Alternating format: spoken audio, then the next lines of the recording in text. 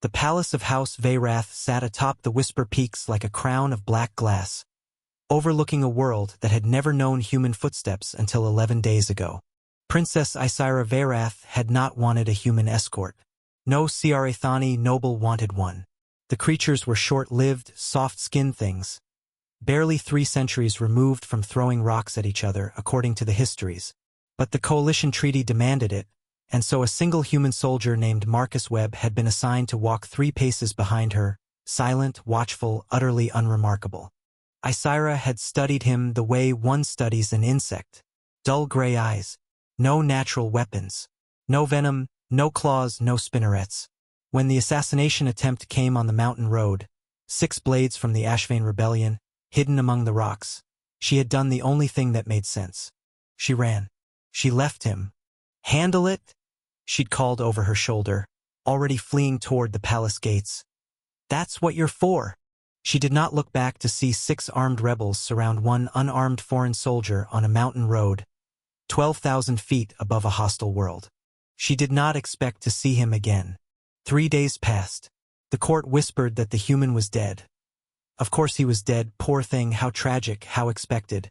Isyra felt something she refused to name as guilt and buried it beneath duty. Humans were tools. Tools broke. This was the natural order. On the 4th day, scouts reported something impossible from the Ashvane stronghold. Silence. Not the silence of victory, the silence of a graveyard. "Send a battalion," her father commanded. "Send me," Isyra said, surprising herself. She told herself it was curiosity.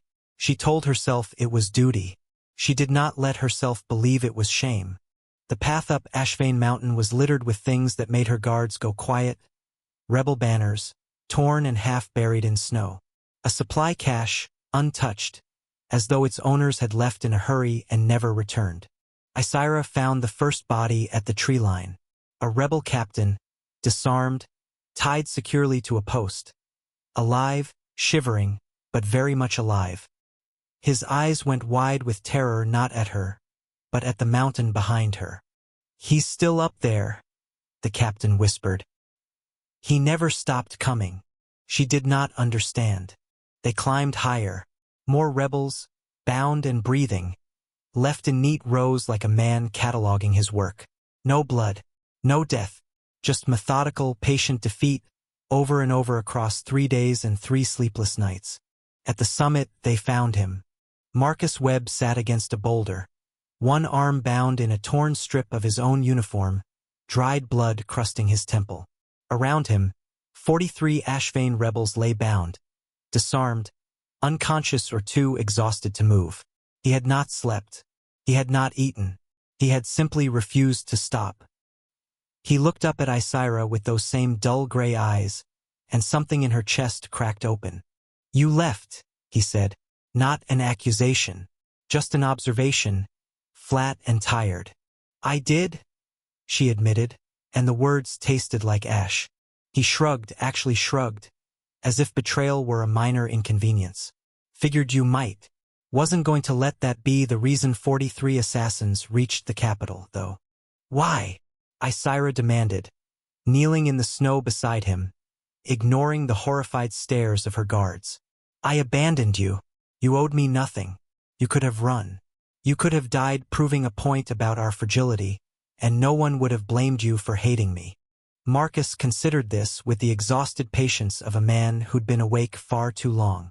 "Where I'm from," he said slowly, "there's an old idea. You don't leave people behind. Doesn't matter if they left you first. Doesn't matter if they deserve it. You don't leave people to die on a mountain if you can do something about it. Because the moment you start deciding who deserves saving, you stop being someone worth saving by." He gestured weakly at the rows of bound rebels. "So no, I didn't hate you. I just had a job. Protect the mountain pass. Protect the capital. Protect you, whether you wanted it or not." Isyra stared at the 43 fallen assassins. An army defeated not through slaughter, but through sheer, unbreakable refusal to yield. 3 days. No food. No sleep.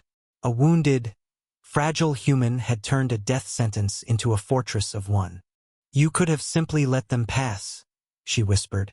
You could have let them kill me. It would have been so much easier.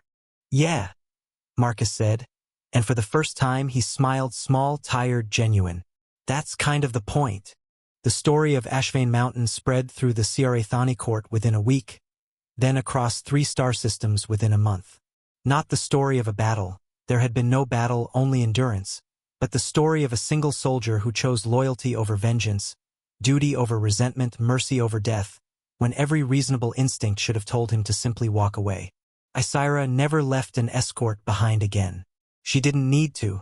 She understood now what the treaty had never explained.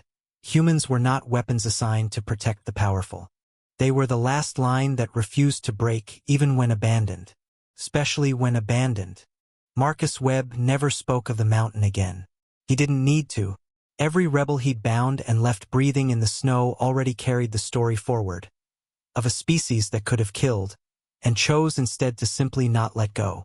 And for the first time the galaxy understood what it truly meant to be human.